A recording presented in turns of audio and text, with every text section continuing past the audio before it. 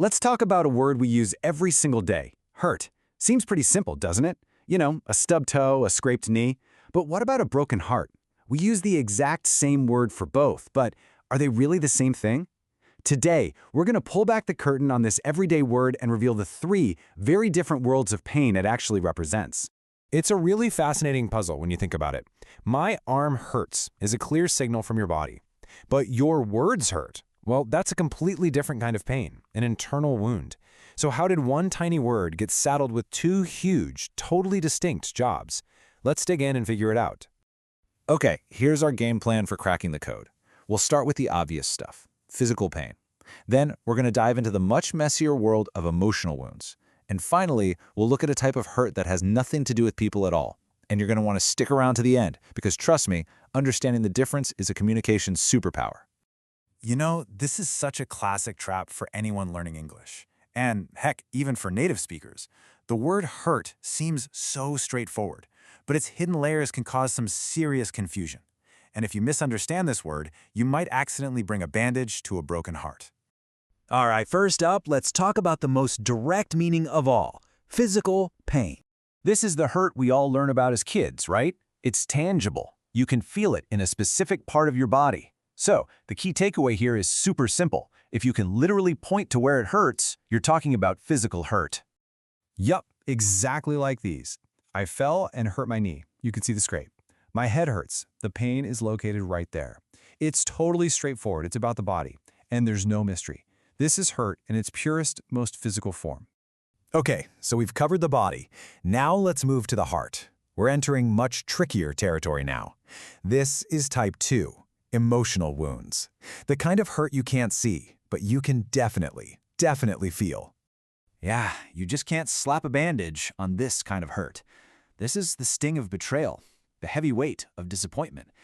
And it's caused by people, what they say, what they do, or sometimes what they don't do. I mean, just think about these. It hurt my feelings when you didn't call. That's that sinking feeling of being forgotten. She was deeply hurt by his lies. That's the sharp pain of betrayal. We're using the exact same word, hurt, to describe something that's totally invisible, but incredibly powerful. So just look at this contrast. On one side, you've got a visible bruise. You know how to treat it. On the other, you have this internal tangle of emotions. But here's what's absolutely wild. Neuroscientists have found that intense emotional pain can actually light up the very same areas of the brain as physical pain. So when we say a broken heart hurts, our brain is telling us it is not just a metaphor. Okay, so we've got the body, we've got the mind, but what if I told you that a company's stock price can also be hurt? This brings us to our third and most abstract category, figurative damage. Yeah, this is where the word hurt kind of leaves people out of the equation entirely. Here, it just means to damage or to negatively affect. We're not talking about pain or feelings anymore, we're talking about outcomes, a company's profits, a project's chances, or a team's shot at a championship. This visual right here, it says it all. That minus 15%, that's the hurt. The business didn't get a physical black eye, right? Its profits did. The word here simply means a setback, a loss. And you hear this kind of language all the time for sure. A scandal can hurt a reputation.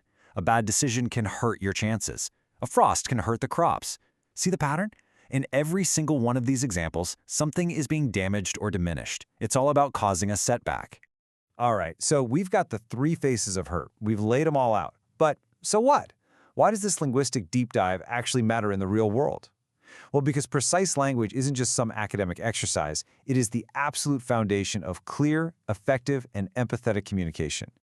So if you remember nothing else from this, remember this. Physical hurt is for the body. Emotional hurt is for the heart and our feelings. And figurative hurt is all about impact and outcomes. Get those three down, and you'll navigate this tricky word like a pro. And this is really where it all clicks into place. There is a world of difference between saying, your feedback hurt our timeline, and your feedback hurt my feelings. One is a logistical problem you can solve. The other, that's a personal wound that needs care. Knowing which one you mean and saying it clearly is the key to building real connection and avoiding massive misunderstandings. So I'm going to leave you with this one question to chew on.